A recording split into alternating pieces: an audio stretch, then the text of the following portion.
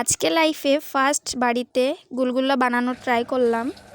প্রথমে একটি বাটিতে চিনি নিয়ে নিলাম 1 চা চামচ, কিছুটা কুসুম গরম পানি ঢেলে নিলাম, 1 চা চামচ ইস্ট দিয়ে চিনি দিয়ে গলিয়ে নেব। দিয়ে দিচ্ছি 4 চামচ ময়দা, 1 চিমটি লবণ দিয়ে দিব। এখন ভালোভাবে মেখে নেব।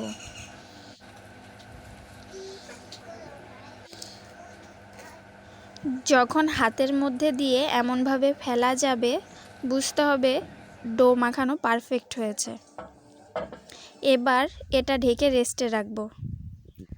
2 ঘন্টা পর চুলায় ডুবো গরম তেলে একে একে ছেড়ে দেব।